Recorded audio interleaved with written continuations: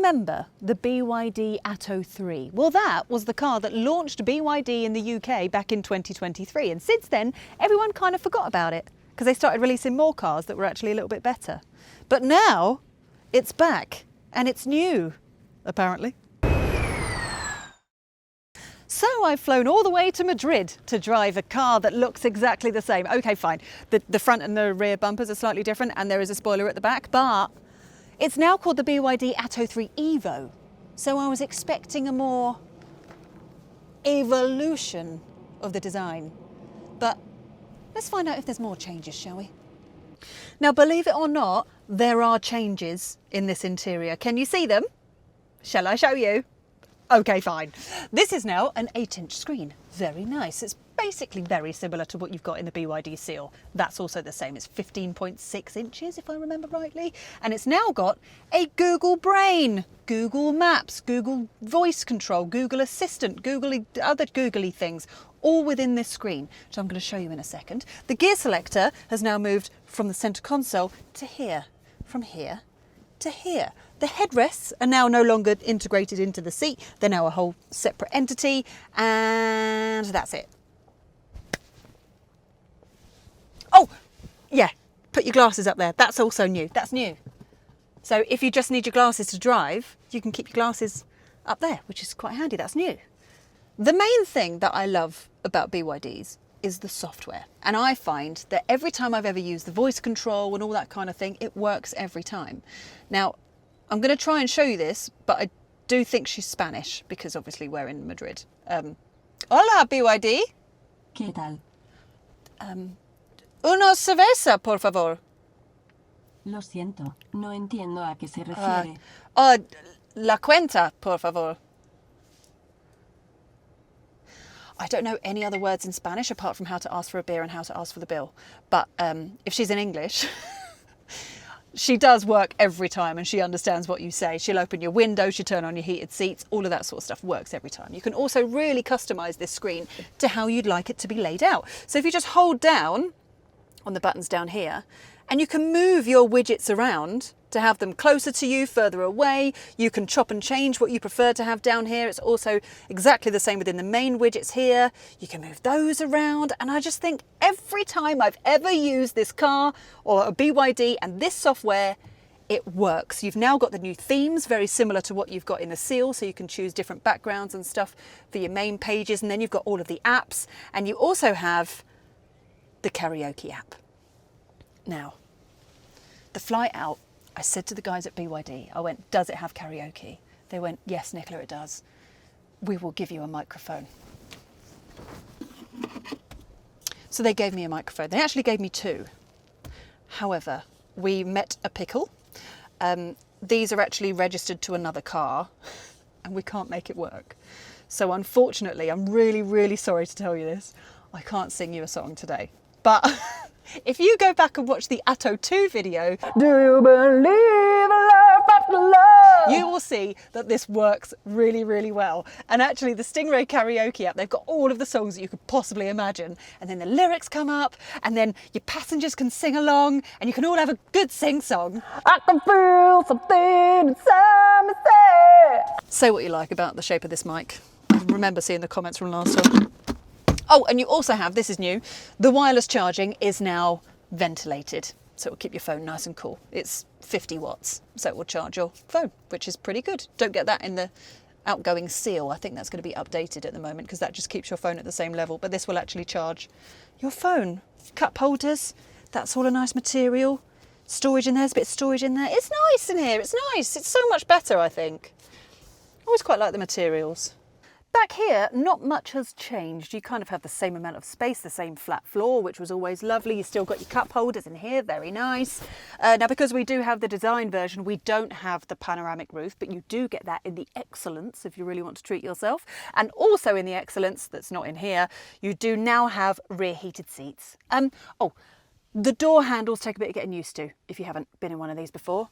It's like that, and then you put it back like that. Then the child lock's on. Good. Yep. You know what I mean.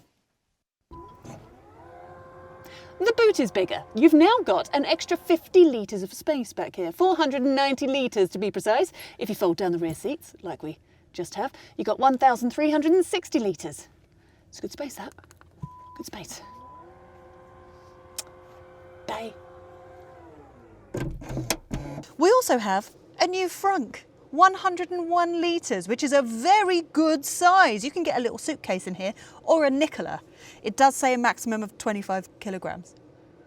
I might be a bit more than that, So while the exterior hasn't really changed, the size of the car hasn't really changed, they've just created more space on the inside, it's actually what's going on underneath. That's where the dramatic changes have happened. So we have a brand new battery. We've got the BYD Blade battery, which has always been a good thing because they test the safety by putting a whopping great big nail through the middle of it. So we know it's good. It's got bigger. So you've now got a 74.8 kilowatt hour battery. So that is good range-wise in this version that we've got here, which is the rear-wheel drive single motor version, for 317 miles WLTP. If you go for the dual motor, it's around 292. Now that's up by about 50 miles.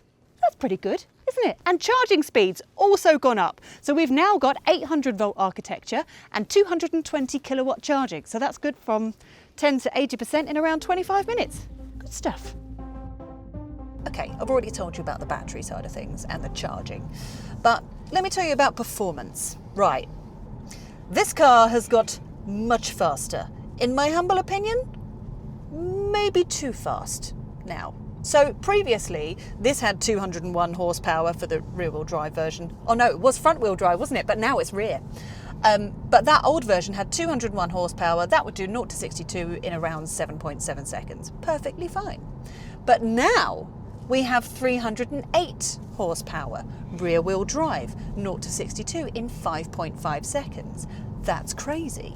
And then, if you go for the all-wheel drive excellence version, we are talking BYD Seal performance. It's stupidly quick. That's got 443 horsepower. That will do 0 to 62 in 3.9 seconds. Now, in the Seal, it works. And I think it's the perfect speed because that car is kind of designed to be driven like that.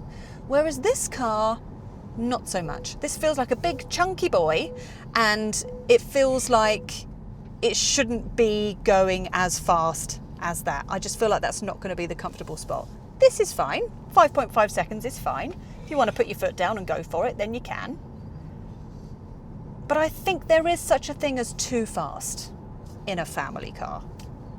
Do you agree? Do you know what I mean? I also want to point out that while I was telling you everything just then, the car bing-bonged at me and told me I was tired. Now, I'm going to have a little mini rant and then I'm going to explain more things about what it's like to drive.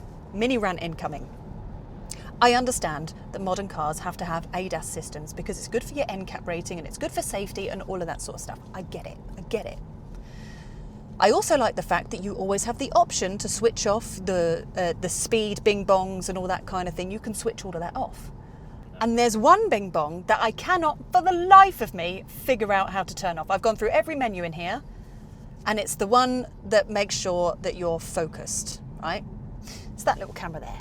Now that's always watching your face and watching your eyes and making sure that you're paying attention to the road. So if I look at you too much, or if I look at my passenger too much, if I look at my screen too much, it will start bing bonging at me.